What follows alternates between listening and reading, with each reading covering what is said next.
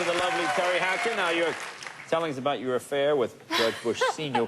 Where did you first meet? Where did you first meet him? Yeah, I guess people must have been pretty surprised by that picture because it sure. seems out of context. We met, I guess, a couple years ago at the opening of the Wynn Hotel. Okay. And I was sitting at the dinner at the table with the Wynns, and Barbara Walters was at the table, and Steven Spielberg. Wow. And I was sitting next to President Bush, and I was very nervous about it because I was, you know, what do you say to the president? Sure. You know, I mean, I just was really nervous. Yeah.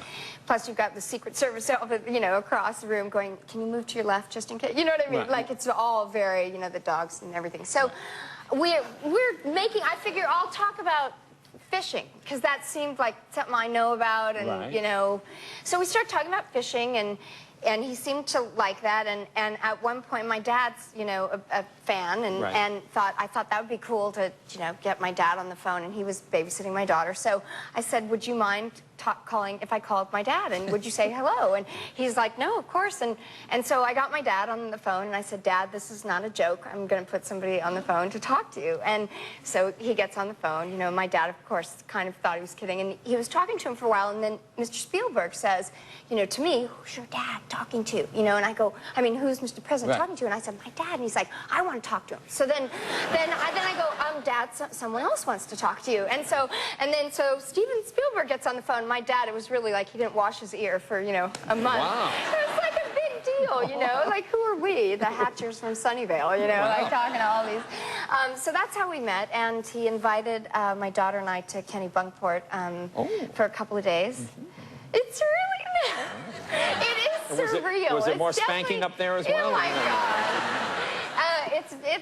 His daughter, Dora, was there with her daughter, who's Emerson's age, and it just, you know, it was very personal. It wasn't political. It was very much, you know, we went bass fishing and played golf, and I made cookies. Yeah, well, it sounds very homey. It was homey. They're a very nice family. Is this your new boyfriend? Oh, is my that God. No. So, anyways, then the continuing of the relationship really just is about the. No, he's a very nice man. Yeah, and they also are doing some great, really bipartisan work in leadership and lots of other fundraising things, and that's what I work. Now, tell me about this mission that you're on with the tap water. Oh, yeah. So this is my latest mission. Yeah. It's a small mission, but it's an important one. So my daughter had an assignment for library class to cut out an article from the paper and bring it to school. And so the article she picked was this article on how expensive tap water is. And it compared how tap water, Americans are spending up to $9.50 a gallon on tap water. Yeah, this is like the phoniest thing. And so I decided that was the most ridiculous waste of money. So I was going to start making a point of when I go to a restaurant and they say, would you like still or sparkling? I say, I'd like tap water.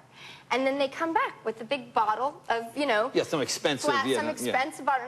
And it's like, no, I want tap water. And so just trying to...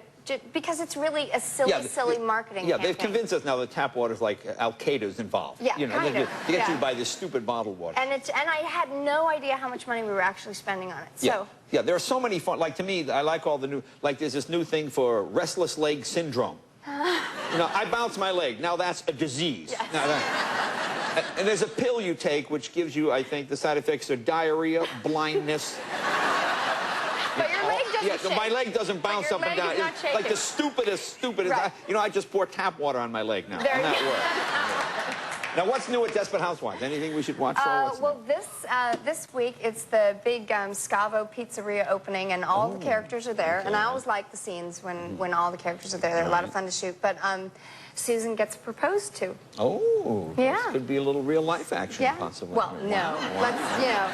Susan gets proposed. Okay, but I want you to keep coming out and giving me boyfriend updates, because I want to know what's happening all the time. Okay. Okay, you know, I look out for you. All right, Teri, thank you, sweetheart. Teri Hatcher, be right back with Reese.